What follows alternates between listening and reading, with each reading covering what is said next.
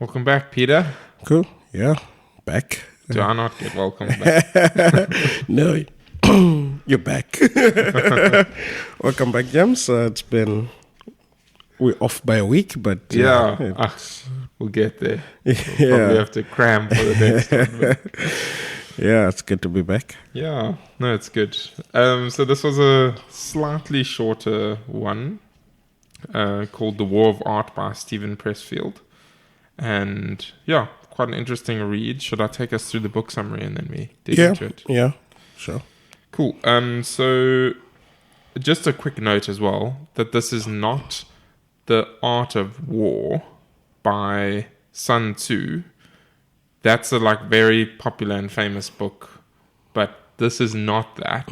This is also quite a popular and famous book, but maybe less so just generally and more so within the creative community. So people that want to write or create things, this is quite a popular book because it is, I guess, for lack of a better word, inspirational, and tries to get you to think about how do I just put in the time for work. And and essentially getting better output, Yeah. Okay, so intro or book summary.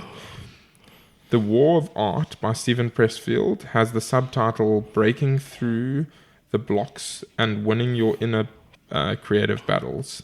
It's about the war against what Pressfield calls resistance, a term that Pressfield peers at from many different angles, and he exposes it as the ultimate enemy. If you beat resistance, then you win the war.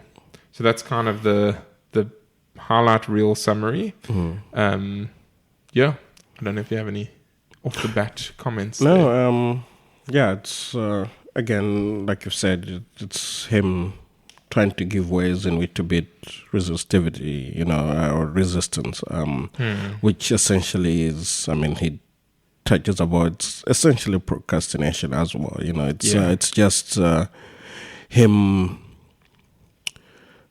walking us through the different excuses we make, instead of actually doing the work that we need to do, and he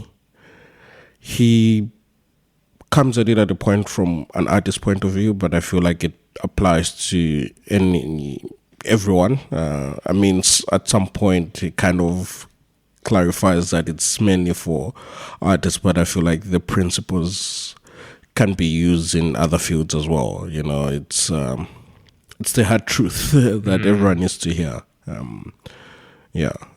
think, in all fields, like the way that he might even phrase it is like in all fields, there's some creative aspect. Yeah. And so it's often for some reason when it comes to doing creative things that what he would call resistance is stronger. But he gives a list later on and we can look at that. Yeah. Cool. Looking at one of the intro pages, it doesn't actually have a page number, but he says there, how many pages have I produced? I don't care. Are they any good? I don't even think about it. All that matters is that I've put in my time and hit it with all I've got. All that counts is that for this day, for this season, I have overcome resistance. His main or primary thing is writing. So he didn't used to be a writer, and then over time he sort of kept pushing at it, and now he's a professional writer. He's written quite a few books. No, but wasn't it more he wasn't a traditional book writer, but he would write screenplays and whatnot, then transition into writing novels? But I think before that he was like a truck driver and all kinds of things. But I think the truck driver bit was when he had his weird patch. But it was, I think, when everything was going wrong, when he wasn't selling his screenplays and whatnot, and lost his wife or family and stuff. During a certain part, then it became truck driver, which he then says it's surprising that he didn't kill anyone, during that time, because he wasn't good at it. Yeah. So I mean, he had a rough road to get to the point where he was, and a lot of it, he would say, is self-inflicted. Yeah. But yeah, and then now his main thing is just sit down and do the work. Yeah. Yeah. Okay, so maybe a quick overview of the book. It's broken down into three what is called books. I think it's actually quite cool because we don't really see it very commonly nowadays. But back in the day, like a couple hundred years ago, it used to be quite common to write books. Like you have a book, but it's made up of little books. Yeah. And so it's quite a cool thing to see, because I don't think we've read a book that has like book 1, book 2. We do. I think what is it? Strategy, whatnot. That had a book 1 and a book 2. And I think the book 3. But that was more like part 1, part 2. Yeah. I don't know. It might have said book 1. Yeah. But yeah. Anyway. But it's a cool idea. And then those 3 books are, so the one, I'll sort of give summaries of them and I'll give the actual titles later, but it's Resistance, which is defining the enemy. And so that's the first part. Then the second part is Turning Pro, which is fighting against resistance. And then the third part is what he often refers to as the Muse, which is the way that he puts it is tapping into something deeper. So one might call it God, one might call it like just a inner drive or something. It depends on where you fall on the spectrum of religiousness and just like spiritualness. But he kind of lays that aside and says, look, this is what I think and what I have kind of experienced, and the term that I use is the Muse, and he just goes with it like that. Yeah, the Muse and angels.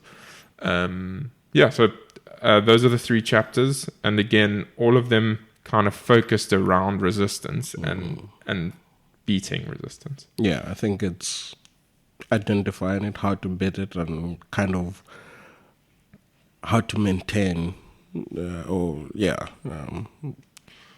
It's almost like how to be the best version of yourself. Yeah, but in like sort of, now that you've overcome resistance, how just to stay on top of it. How do you not fall prey to it again? Yeah.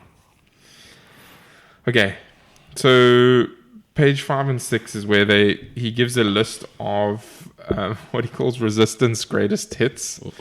So I'll just read through them quickly, but it's one of the lengthier ones, although it's not very lengthy. So he says number 1, the pursuit of any calling in writing, painting, music, film, dance, or any creative art, however marginal or unconventional. The launching of any, is number 2, the launching of any entrepreneurial venture or enterprise for profit or otherwise. 3, diet or any health regime. 4, any program of spiritual advancement. 5, any activity whose aim is tighter abdominals, which is also a funny one. 6, any course or program designed to overcome an unwholesome habit or addiction. 7, education of every kind. 8, any act of political, moral, ethical courage, including a decision to change for the better some unworthy pattern of thought or conduct in ourselves. 9, undertaking any entrepreneurial enterprise or endeavor whose aim is to help others. 10, any act that entails commitment of the heart, the decision to get married, to have a child, to weather a rocky patch in a relationship. And 11, the taking of any principled stand in the face of adversity. So then he summarizes it there, saying, in other words, any act that rejects immediate gratification in favor of long-term growth, health, or integrity. Yeah, so that's what he would broadly define as the core ways that resistance plays out. Isn't there more things that just sort of embark on that resistance is strongest at? Sure. Yeah, I mean, and And I think many of those things are true for all of us. Yeah. I mean, I think that's why I was also going to say that that's not only... That doesn't only boil down to artists, it boils down to pretty much everything. I mean, even the last part was anything that pretty much you try to do to better yourself is what you face resistance to. And I mean, most of those things are about one bettering themselves, you know, and that's when resistance creeps in. Yeah. It's really strange. Like, I don't understand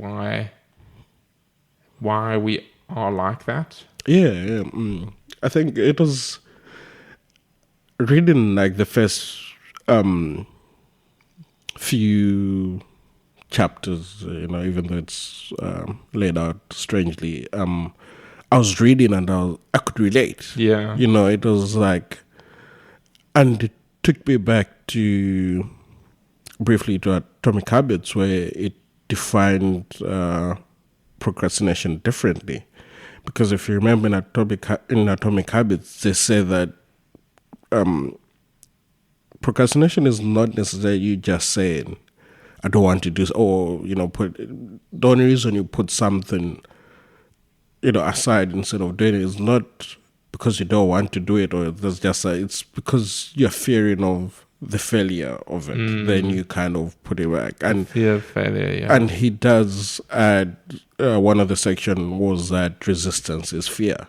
You know, that it's, and oddly enough, it's not only fear of terrible things, it's fear of good things. Like, if I'm successful at this, what is life going to look like? You know, that's not necessarily terrible. Yeah. It's like something good's going to happen from it, but you just have that fear. And I mean, I think towards the end, I forgot which chapter it was, he actually says that people fear, like, or let's say in terms of artists or athletes, I think it's somewhere where if you go pro, you require a certain sort of discipline, etc., which as a result you spend less time with your family, friends, or whatnot. But if you look at it in turn, like once you at that level, you actually might make better friends that are better aligned to where your career is, the interests that you have, you know, and all that. And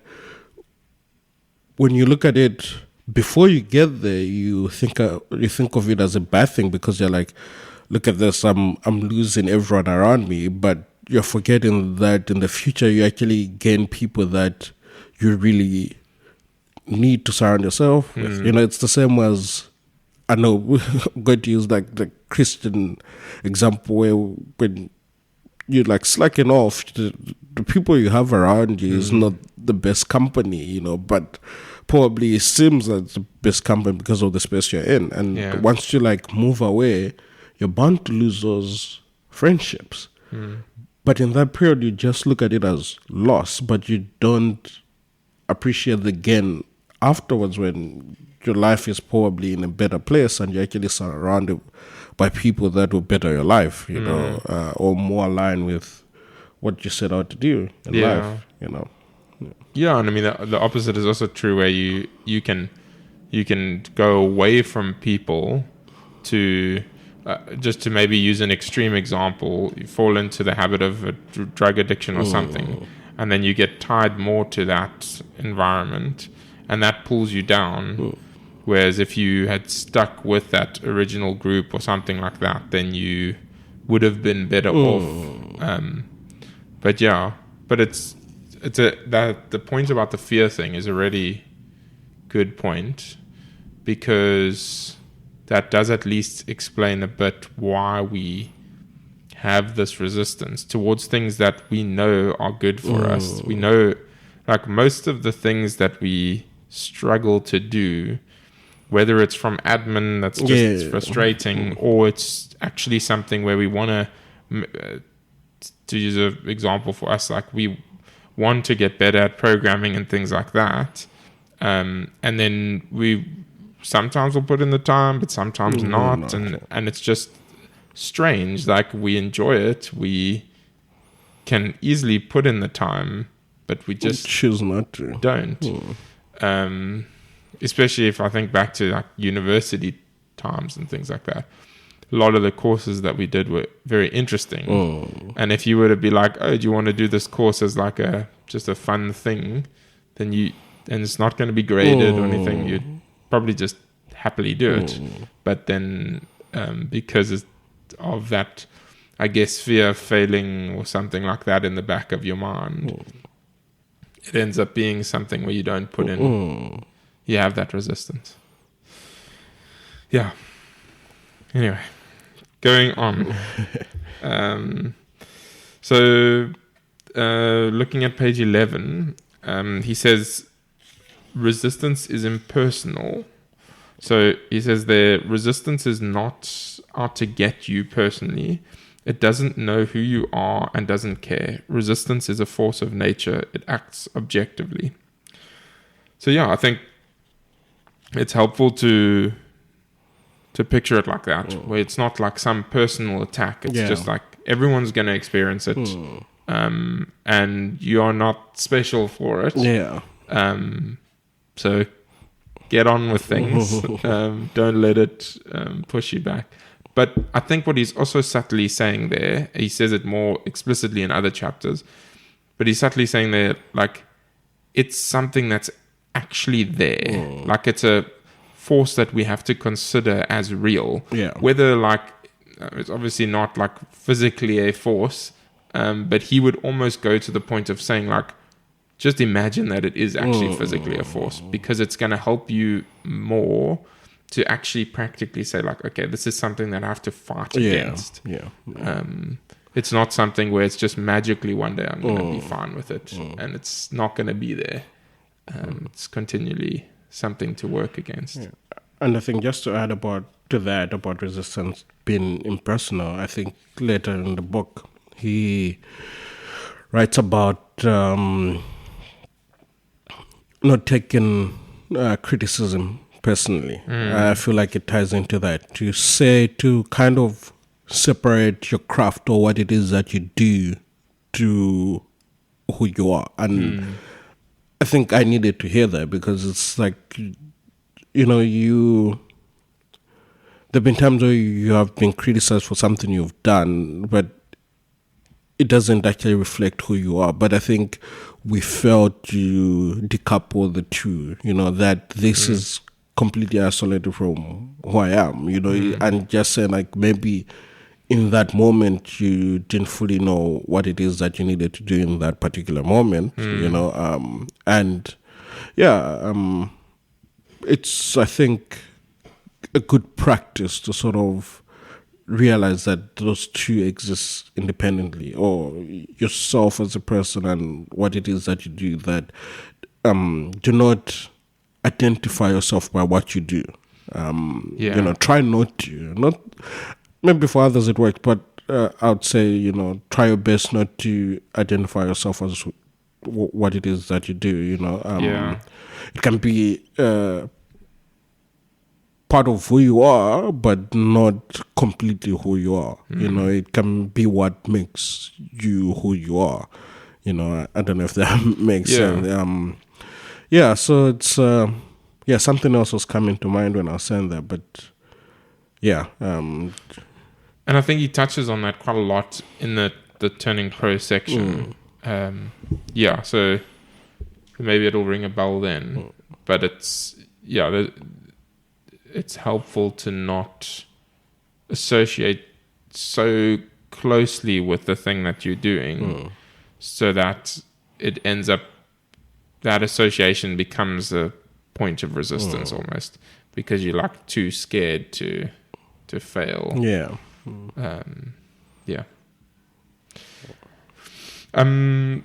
Going on to the next one. So page 18, resistance is most powerful at the finish line.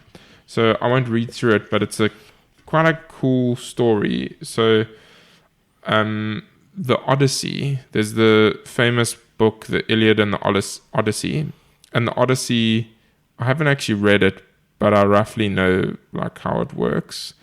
But but there's one point in the Odyssey where, and he uses this as an example, where Odysseus is almost home. So he's like right there. And then what happens is he had been given this bag of wind by, I think, some king. And then his crew thinks that there's some valuable item in the bag. So they open the bag, and then the wind rushes out, and they get blown all the way back through all the struggle that they've traversed through. They get blown all the way back, and I have to basically start again.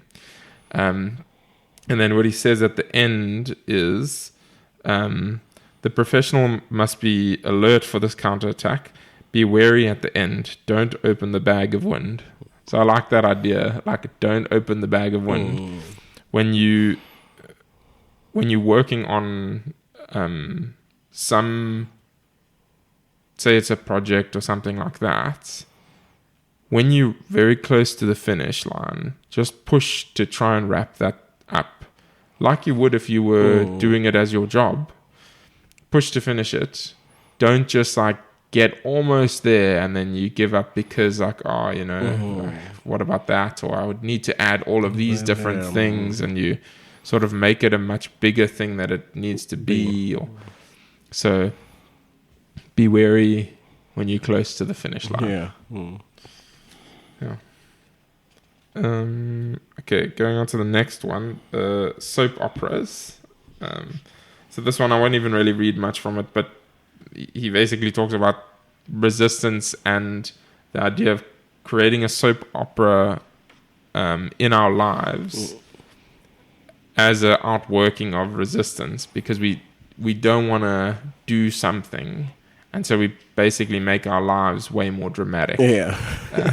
Which is funny. And I think, sorry to cut you, but he kind of says that as human beings, we actually look for that drama, you know?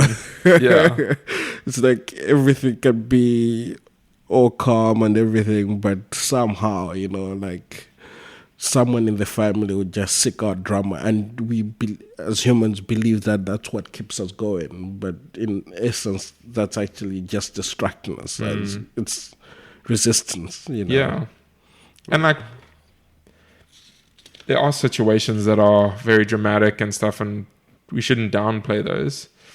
But often we will like have, to use a funny term, hissy fits about like unnecessary things that shouldn't actually bother us or shouldn't be so dramatic, and we'll be like, oh, I can't believe this person did this, or I really just don't like this aspect of this thing. And then you create this drama that doesn't need to be there, and then it kind of runs your life.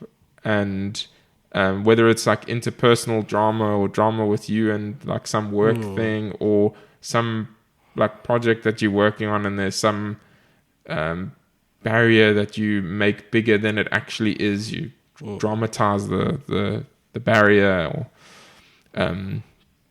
there's many ways that we do that. And then just to tie onto that, he, on page 28, he says, casting yourself as the victim is the antithesis of doing your work. Don't do it. If you're doing it, stop. Which I think relates well to that drama point.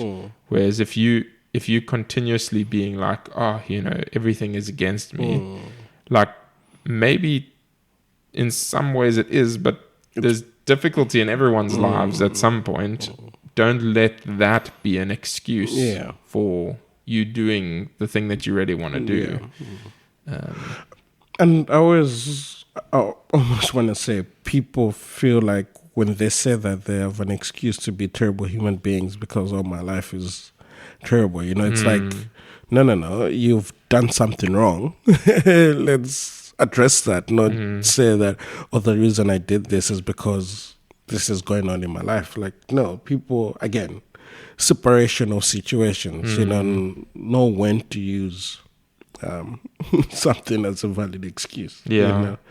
I think just before we move on from on page 21, there's the whole resistance and procrastination, which I spoke about earlier. It says procrastination is the most common manifestation of resistance, because it's the easiest to rationalize. And I think at some point it also touches on about resistance and rationalizing things that so if we make sense of something, or we believe that we're making sense of something, it's easier for us to make an excuse for it. Not realizing that in actual sense it's actually working against us. But I just wanted to highlight that, as much as it's talking about resistance, there's that element one of the key manifestations is procrastination. And I mean, I know for a fact this year that has been my worst enemy, where I know, and again, I know I have to do things, but just giving myself reasons of why not to do it, why not? And now it's we're almost 4 months into the year, and you're in January already I knew I needed to do this, but this is April now and I haven't.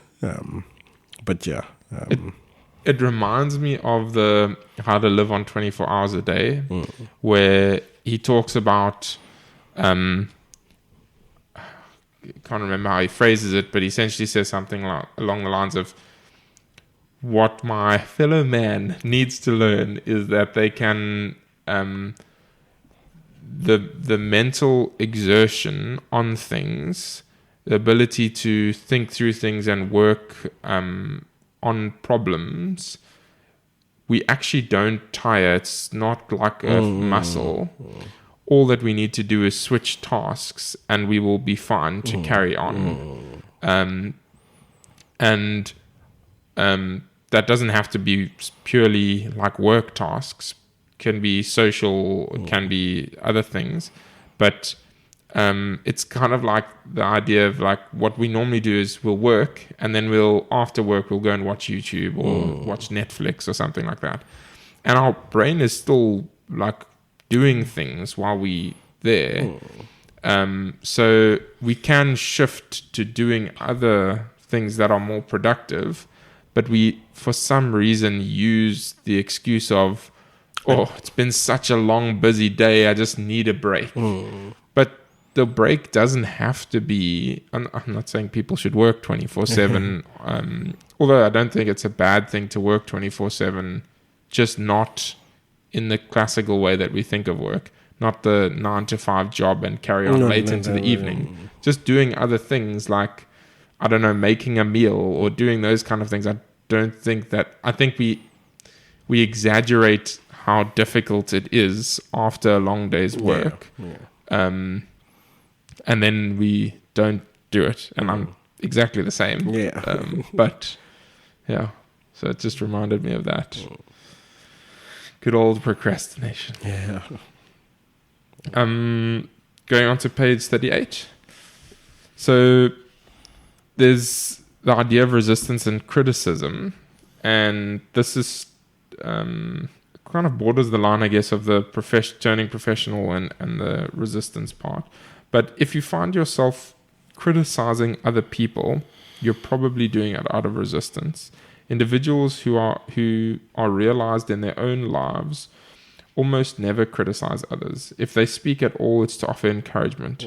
Watch yourself. Of all the manifestations of resistance, most only harm ourselves. Criticism and cruelty harm others as well. And I thought that's a nice idea, and I think largely I agree with it. If you find someone that's very comfortable in who they are and what they're doing and stuff like that, they normally aren't a very critical person towards others. And to your earlier point, they do normally accept constructive criticism well. And it's not that they won't give constructive criticism, they would, but it's not that they won't criticize just for the sake of criticizing. Where you'll get the situation where someone hasn't really achieved all that they want to achieve and things like that, and then they'll go to whatever it might be, a show, and they watch a show, and the show's not terrible, it's not incredible, but the show's like, it's fine. It was a fun thing to watch and stuff, and they'll be like, oh, it was absolute garbage, or the singing was terrible, or this or that, and it's like, what are you gaining from being like that? But yeah, I guess it is one of the ways that internal battle plays out, where it plays out in people not being nice to each other. Yeah.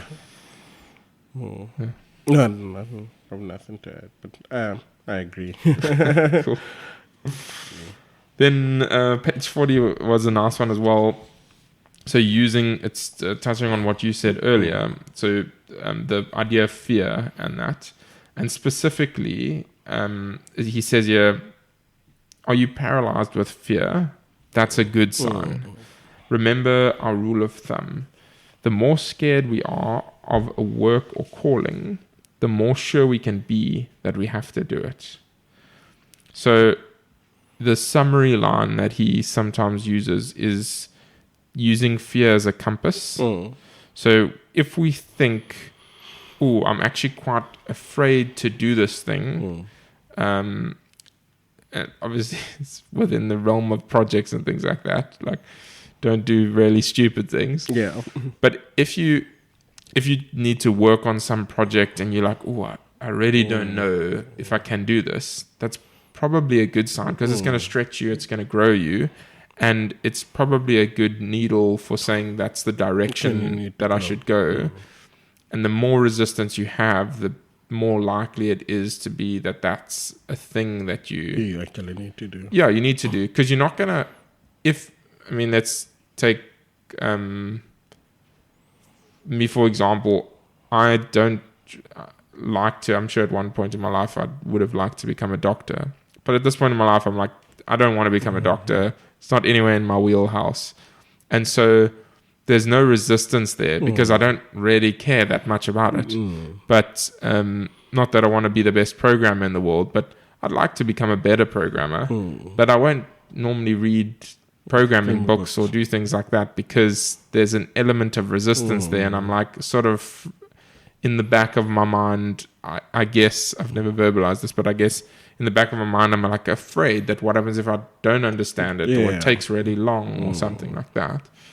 And that's a good compass for saying, it's probably actually something that then I should do. No, I agree with you. Every year I tell myself I actually need to do more courses in my line of work, and year goes by and nothing. You know, nothing aside the course of life. And just, as you're reading, you skipped the one part where it says fear is good. Like self-doubt, fear is an indicator. Fear tells us what we have to do, I feel like that's really important.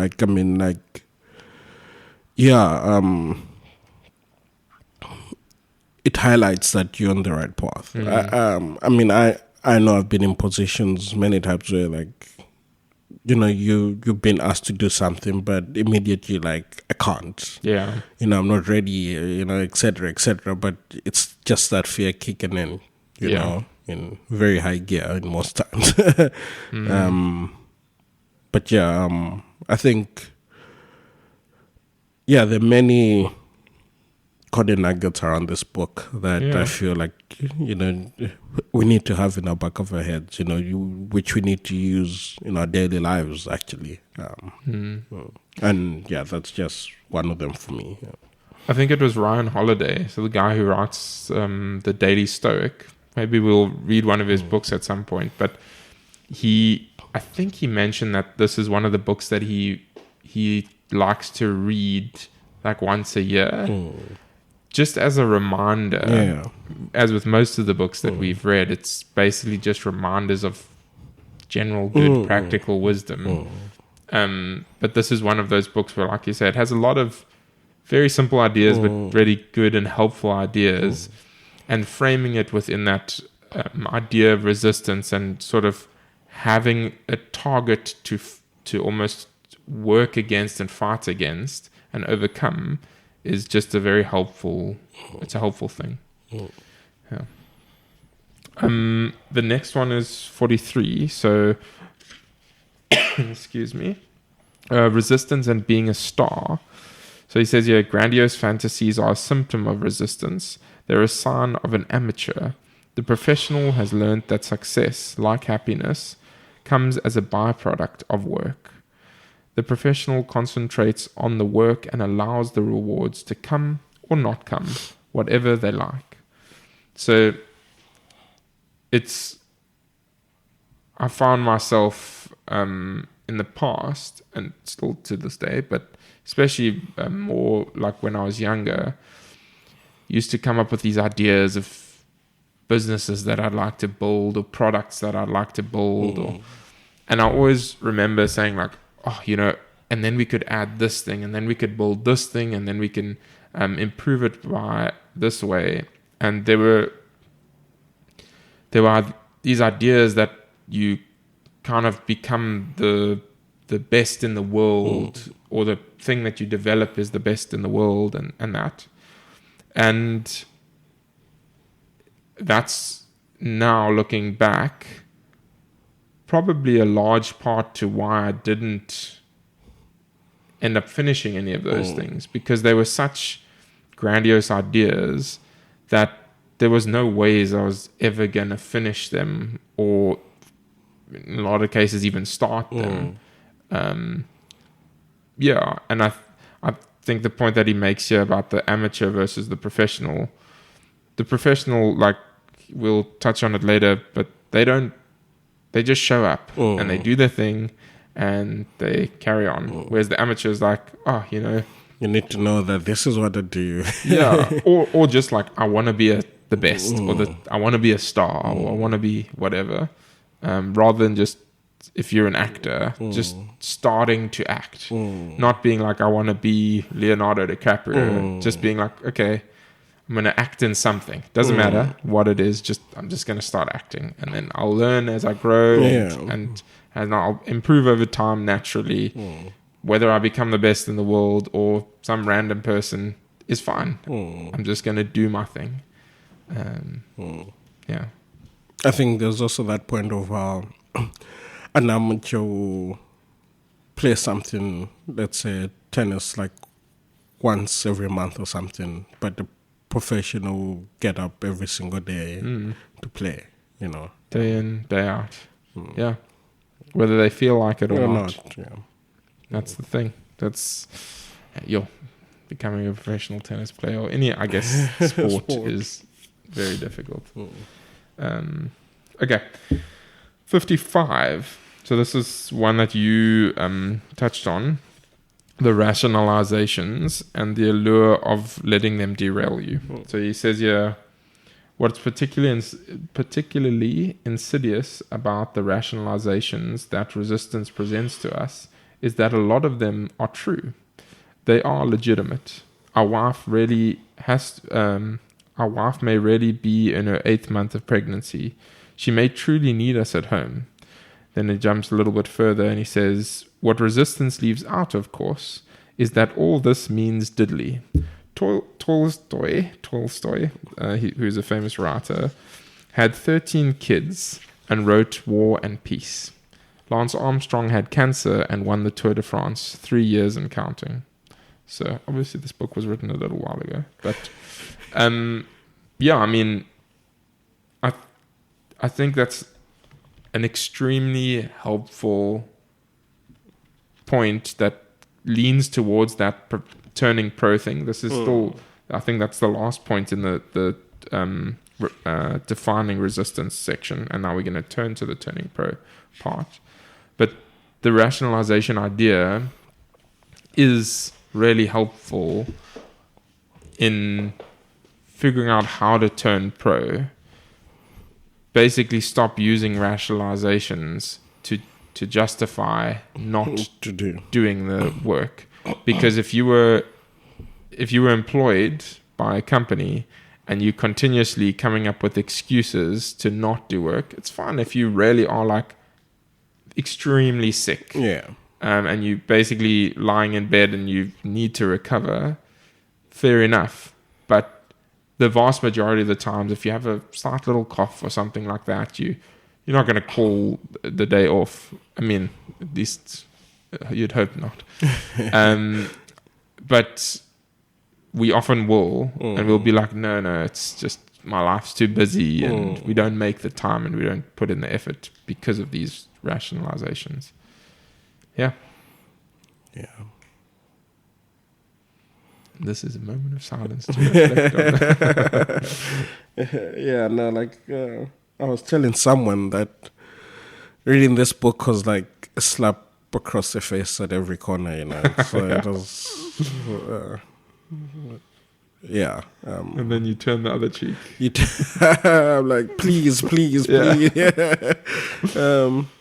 But yeah, it's again, I think we say this about many books. It's like things and ideas that we know, but we kind of just sweep them under the rug kind of thing. And you come across them and you like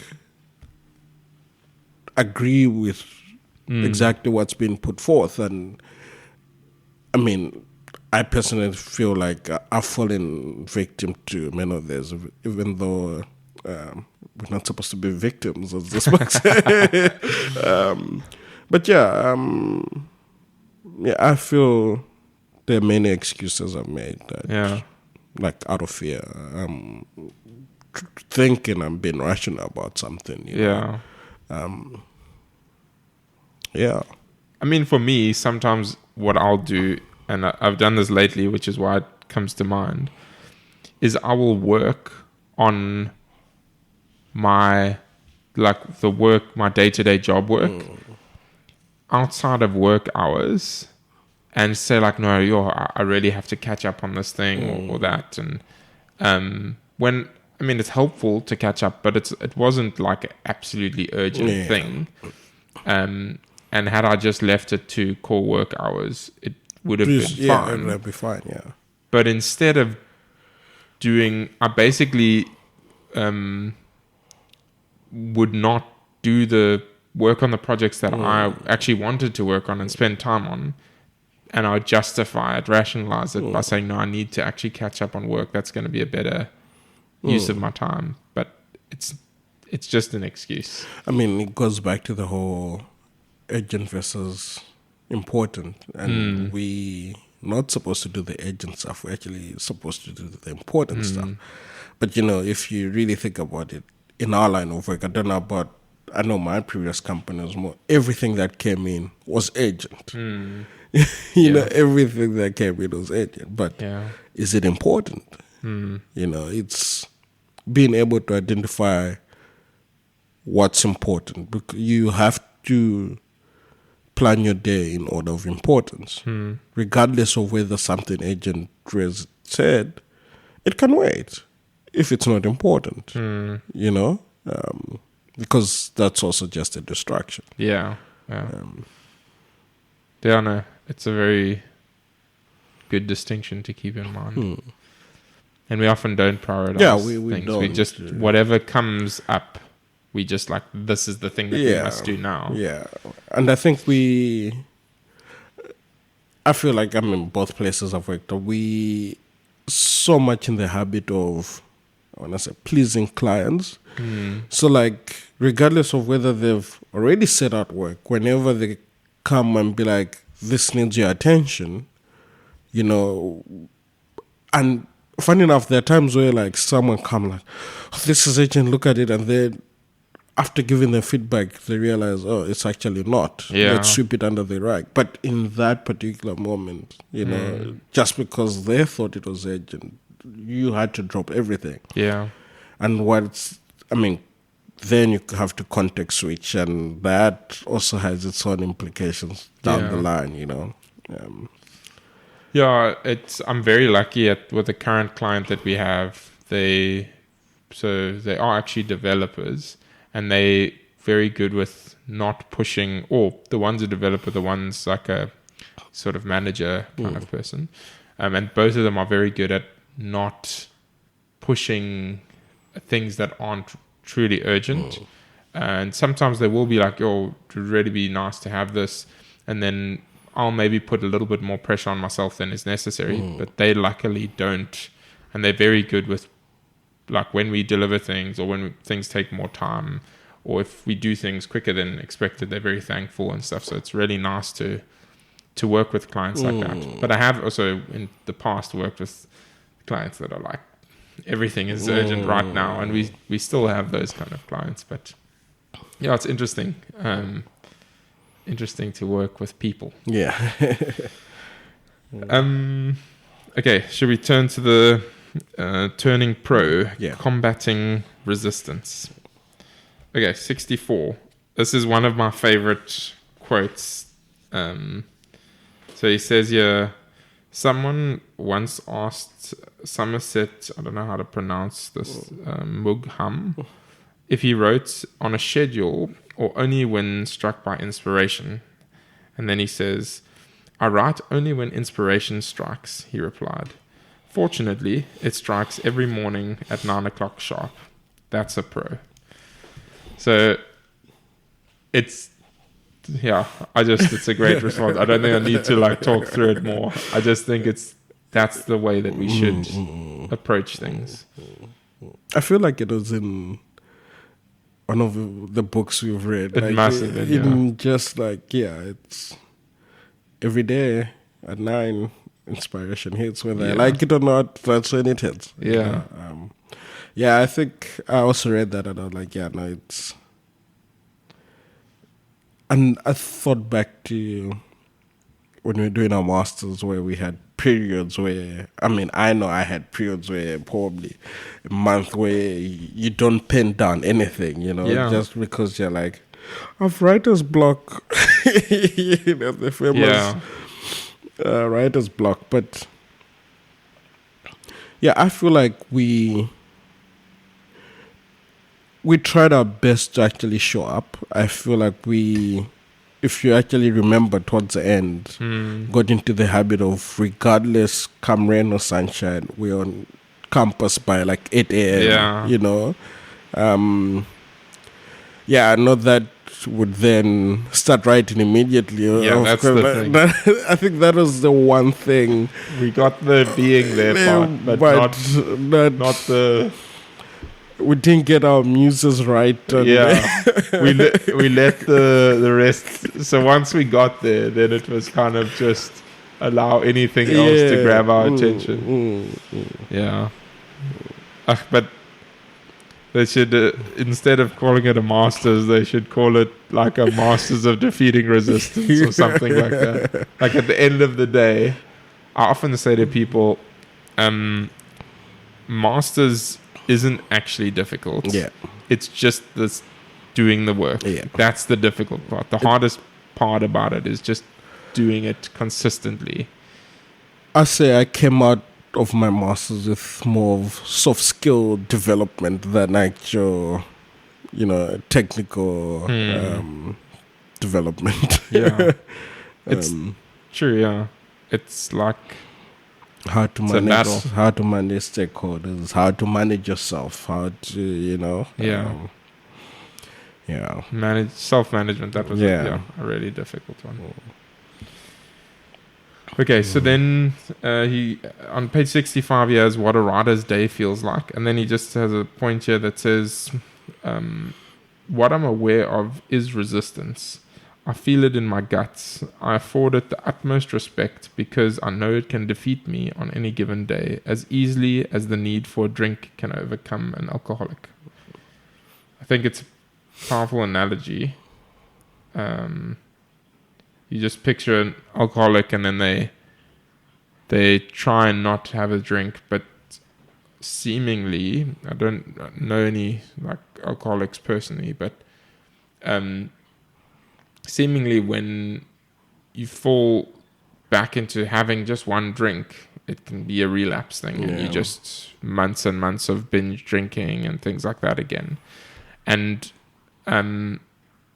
it's a similar thing with resistance. You fight it, and then you eventually kind of overcome it, and then you sort of stop respecting the idea of this force of resistance against you, and you just are like, okay, it's fine, I'll take a break, and you don't act like a professional, and you take another break the next day, and another break the next day. Next thing you know, 4 months into the year, Peter. 4 months into the year.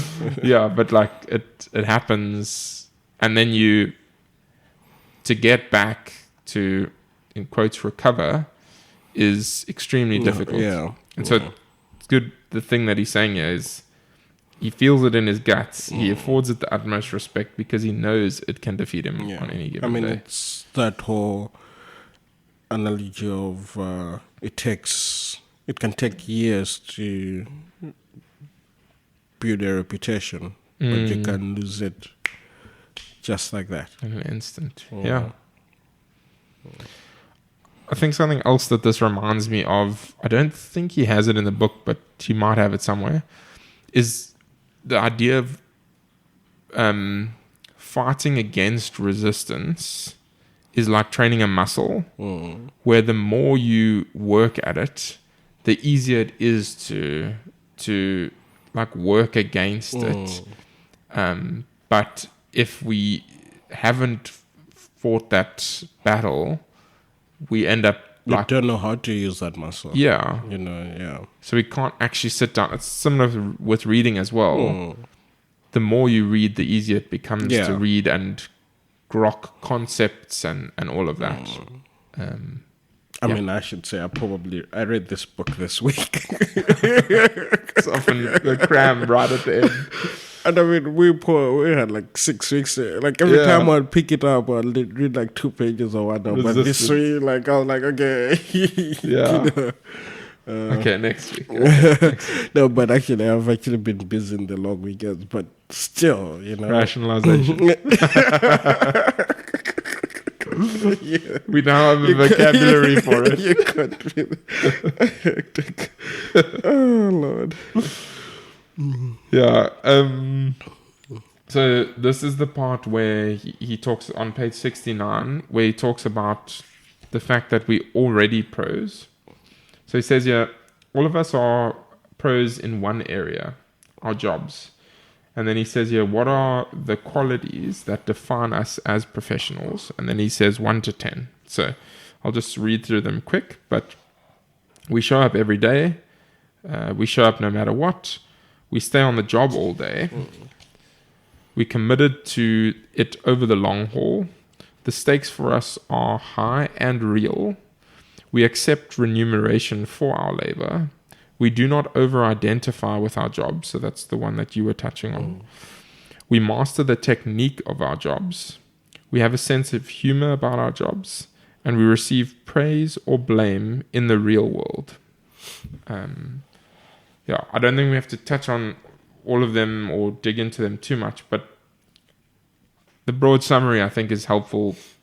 We, in our day jobs, we do things that make us professionals, and those things are pretty straightforward because it's real life and we have to do it in order to get money to pay rent at the end of the month or those kinds of things. And we just do them. It's just part of what we do.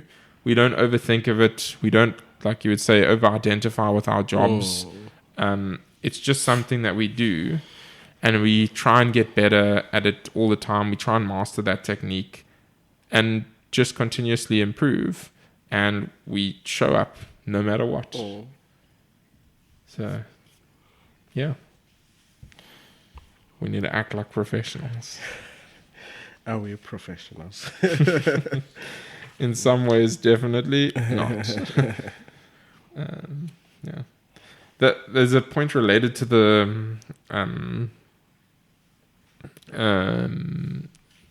over-attachment part on page 73, where he says here, to clarify a point about professionalism, the professional, though he accepts money, the professional does his work out of love. And then he carries on to say, the professional has learned, however, that too much love can be a bad thing. So you obviously, if you're wanting to do well at something, you need to have at least some sort of a passion and a drive towards it. But again, to your point earlier, if you over associate it with it, if you love it too much, it can actually be damaging because you almost tie your identity to it. And then it's so like, to go back to your point earlier, the fear there is just way too high. And so you don't even start because you might fail. Yeah. Okay, then 75. He says here, resistance outwits the amateur with the oldest trick in the book. It uses its own enthusiasm against him. Resistance gets us to plunge into a project with an overambitious and unrealistic timeline for its completion. It knows that we can't sustain that level of intensity. We will hit the wall, we will crash. The professional, on the other hand, understands delayed gratification. Yeah. And I mean, I don't know if you did read the title saying a profession is patient. You know, that's how it starts that section off. And yeah, and I mean, I think a few instances where he speaks about delayed gratification, and I think that's something that over the years, especially for our generation, has been spoken to a lot, that we're a generation that's delayed gratification averse. You know, we want things now. And I mean, that's seen in the world by everything that's actually coming out now. You know, it's like Uber Eats, for instance. You know, I mean, I actually, now that I think about it, a few days ago, almost threw a fit because I ordered food and next thing it was like an hour later, the guy's like in the same spot, you know. Now, like, I was like proper, you know. And how can it be? You know, it's like in that hour or so, I could have actually made a meal. But, you know, it's now like you're an hour deep. Yeah. And like, what do you do? Then now it's like not letting me cancel. Eventually I cancel because it's not easy to cancel once like the order's on the move and you have to like go through a whole question. Like, it's a simple button to order, but to cancel now, you have to make me go through all this. Yeah. And like, I had to do a second. Now that restaurant was closed. I really wanted what I'd ordered, but now I'm getting more annoyed that I'm not having what I want. So my patience is actually running thin. Yeah. And then I order something else, and the driver somehow ends up in that same area and then stops again. I was like, eventually I got my food, but like in that moment, like I just wanted my food now. Yeah. You know, like it's like the thing of the microwave. We can be patient, but when we expect something to be done quickly, then we become impatient. Yeah. So if you knew that it was going to take 2 hours, you'd be like, oh, okay, like it's inconvenient, but it's something, fine. you know. But when you do something in the microwave, if it takes like 2 minutes, you're like, oh, this is a lifetime. But actually, it's very quick. Yeah. But you're like, oh, this is just taking forever. Interesting. You say expectation. You know, when you expect, so, you know, that's usually the downfall of us. You know, that's what hurts us in the long run. You know, the expectation we impose on others. You know, that phrase, hedonic adaptation. So it's like adapting to the current situation that you usually experience, and you experience it as normal. It's like the rich person. If he loses all his money, and by all, it might be like just a lot of his money. It might not be actually all of it. And he can still live a life that's very comfortable relative to most people, would still feel like they've lost out a lot because of the fact that they were adapted to the riches that they had previously. And I think in modern society, we have so much that we don't actually appreciate day to day. Yeah. That, like the fact that we can just turn on the tap and we get water. Yeah, it's weird. Weird. 79. Acting in spite of fear. So the amateur believes that he must first overcome his fear and then he can do his work. The professional knows that fear can never be overcome. So I don't think I'd fully agree with that. I think you can sort of eventually get used to something to the point where it's no longer fear. But I think his examples also, remember I mentioned that one artist that would, in how many ever years of performing, he would still throw up. Yeah. Before his, I think it's along those that a professional knows that, okay, again, like what you're saying, it's not that the fear doesn't exist anymore. It's just you, how can I put it? You know what you're going to expect. Yeah. You have the right expectation. You know it's going to happen. Yeah. You know, so it doesn't mean that, you know, it. But I get what you're saying, that over time. Like a lot of people who do a lot of public speaking, they're like, it's fun. I'm not scared of public speaking anymore. Yeah. That's not necessarily me, but like, yeah, you get used to certain things. But I think maybe in the context of the resistance and the fear of failure, I would say that there was that element. You can get over that, but for the most part, most people probably won't get over that, because that's like we almost always scared to fail, even if it's like a thing that's deep in the back of our mind. It's not like, oh yeah, I'm definitely scared of failing here. So I think from that perspective, it is something that you never get used to. But I think the core point is that professionals don't let fear stop them. If you're worried about, in our case, like understanding some complex problem, and you're like, okay, once I understand it, then I'll work on it. You're like, okay, but like we need the thing next week. And then it's like, okay, well, I guess fear or not, I'm going to be working on it. I mean, it's the same as the fear of deployment.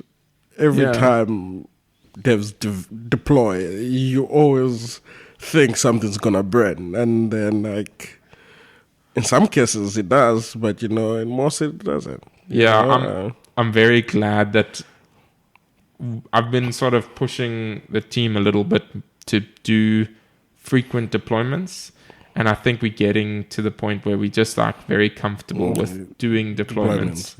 And so like we'll quickly do hot fixes and things like that, and deploy changes, and it's great to have at least to some degree overcome that fear, because I'm often reminded of the idea that the reason why we do software development is to produce something at the end of the day that's useful to people. It's not to like just produce some perfect code that is never used by anyone. Like we want to have it useful at the end of the day. And so getting it, overcoming that fear and getting it into people's hands. Last thing is just the having it, as he would say, having it touch the real world and getting feedback from it, good or bad, that's what you want. It's scary, but that's the whole point. So okay, then what's the next one? So page 80. The amateur, underestimating resistance's cunning, permits the flu to keep him from his chapters. The professional has learned better. He respects resistance. He knows if he caves in today, no matter how plausible the pretext, he'll be twice as likely to cave tomorrow. I think it's a similar idea to previous, but just sort of drilling it home. Then 94. So professionals recognize their limitations. She gets an agent, she gets a lawyer, she gets an accountant. She knows she can only be a professional at one thing. She brings in other pros and treats them with respect. Funny enough, like when I was reading this, I know YouTube is not done for, but there's this.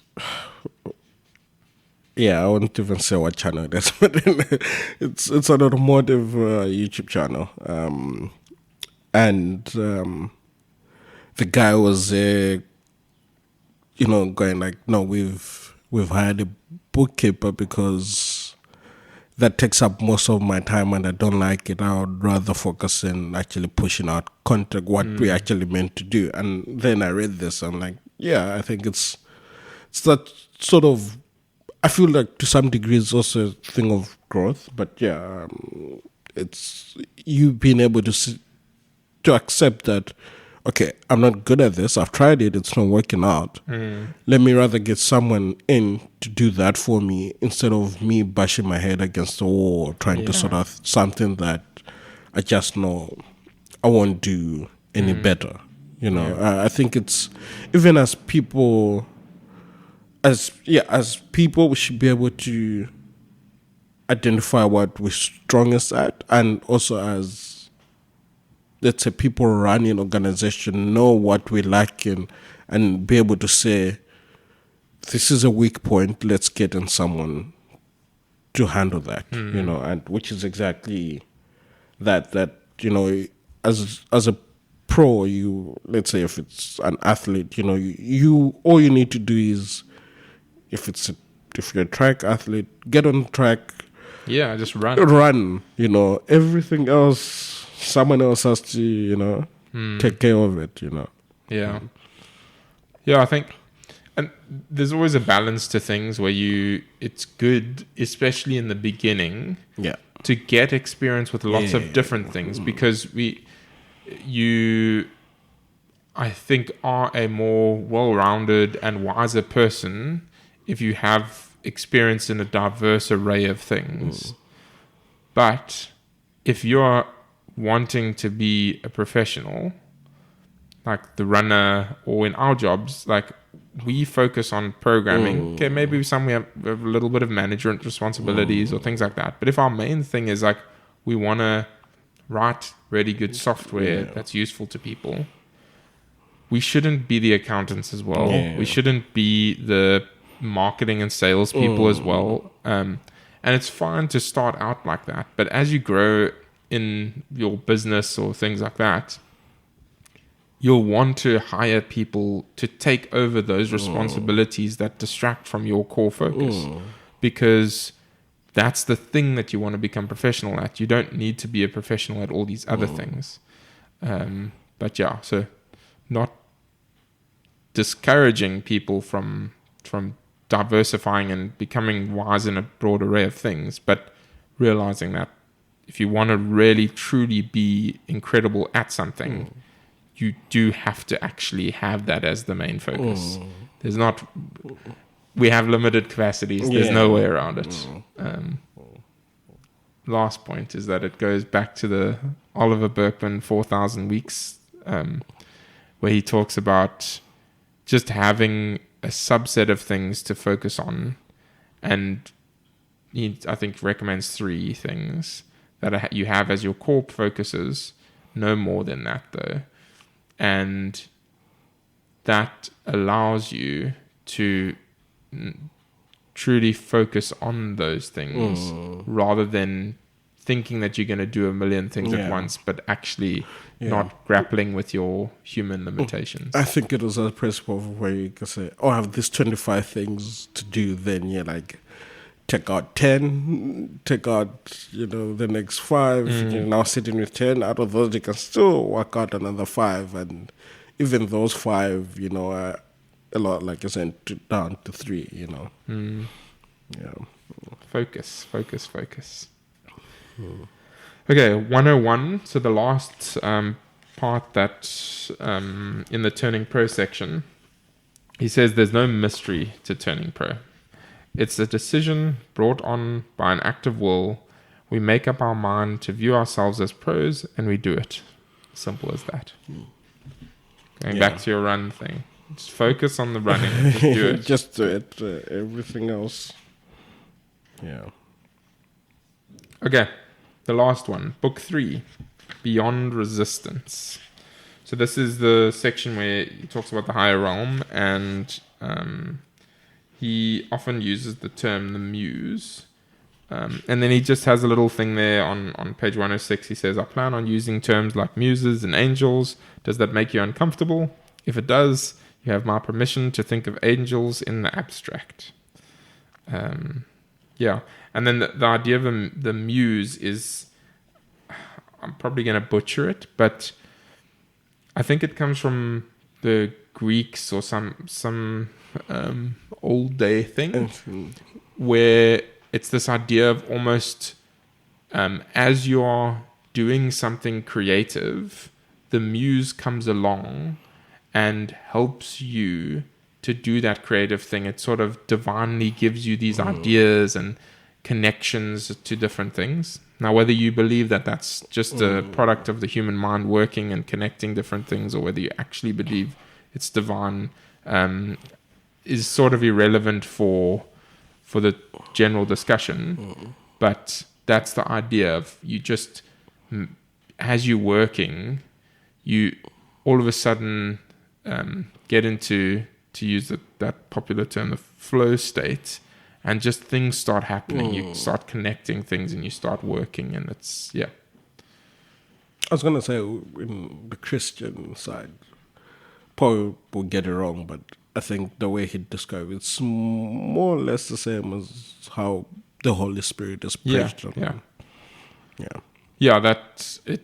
Inner working in through the person. Yeah. It would be the same sort of idea. Okay.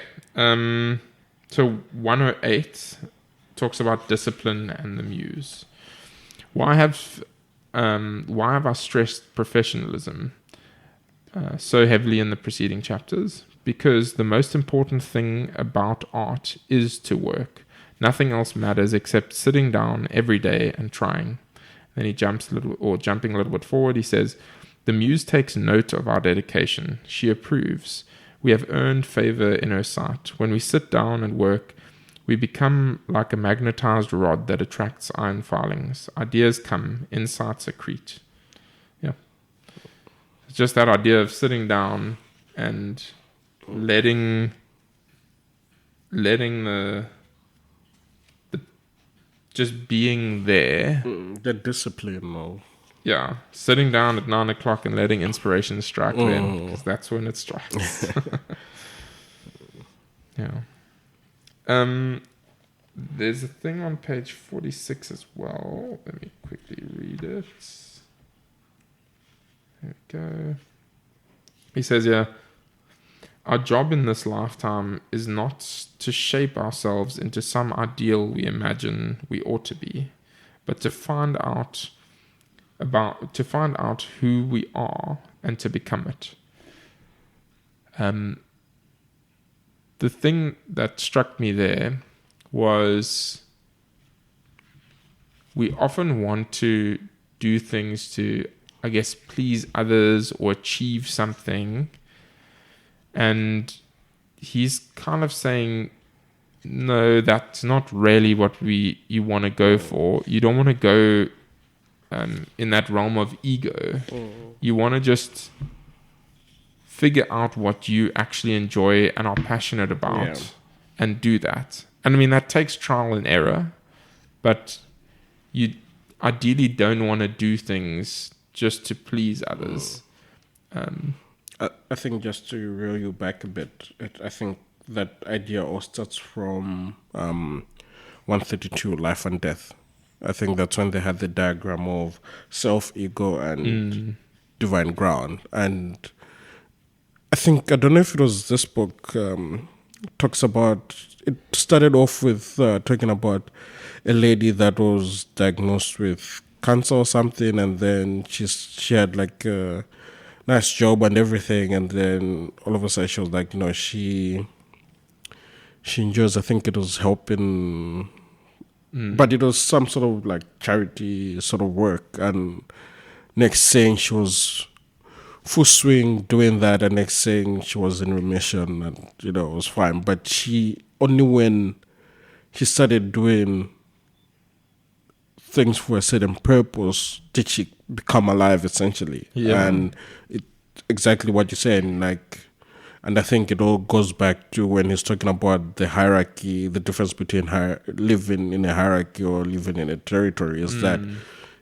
in that hierarchical system, we would like to please others, which is like, no, that's not the reason why we do things. We should do things because we want to do things. It's, I think, at the end of the book, it talks about if you knew that the world ends tomorrow, and I think it gives an example of Arnold Schwarzenegger that he'll probably still go to gym.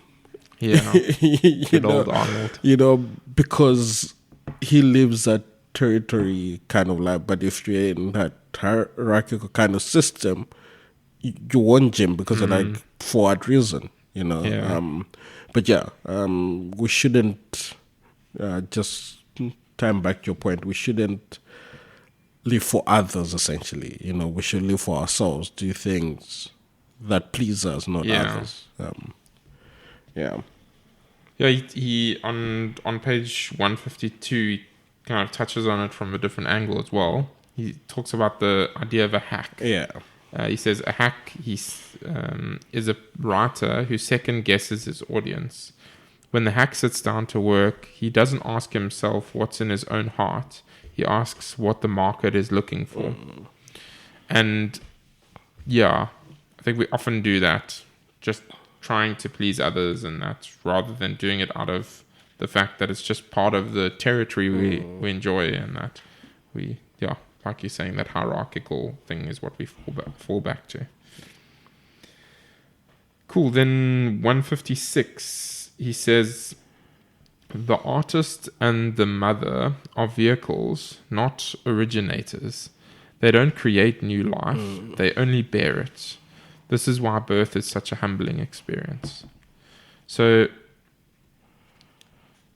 the idea there is that he's saying when we create art from his perspective, and I think I would agree with it in large,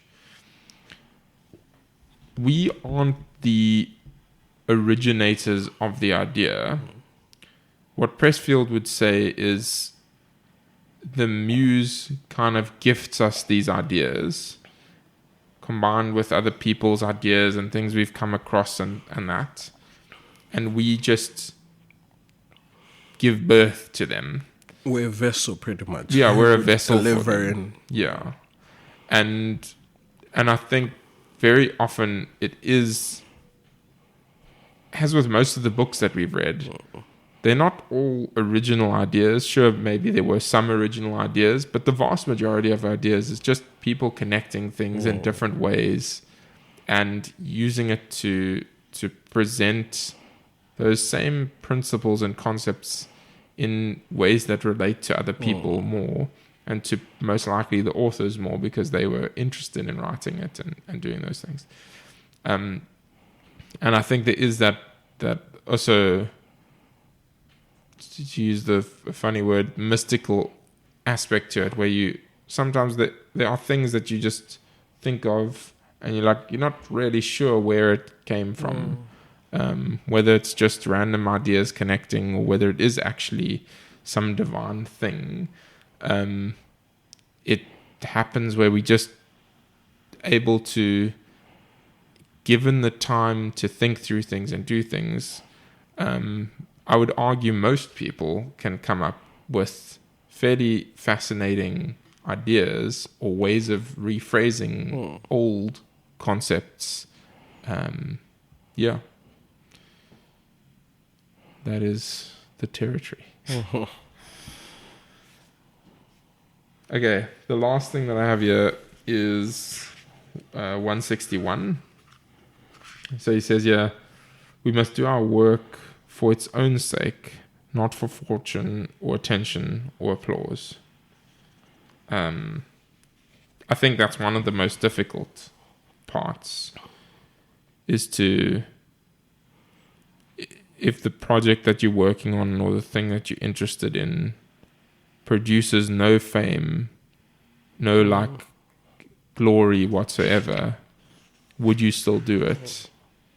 And to get to that point is unbelievably useful, but I think extremely difficult. Yeah.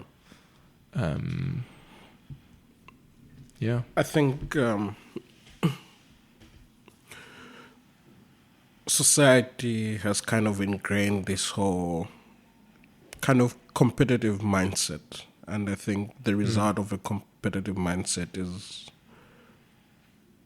what you do has to amount to something, in air quotes. Like you said, like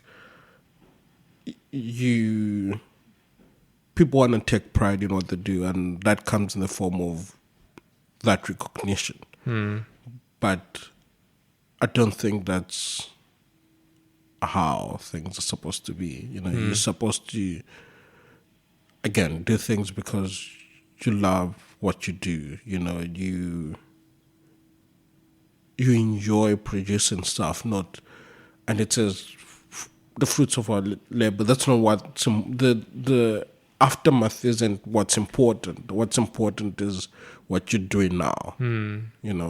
But I think so often we have it the other way around, to be like, what will happen, or what's the end result of what I'm doing now? That's what people focus on rather than just going ahead and doing what it is they need to do. Yeah, I sort of related to that.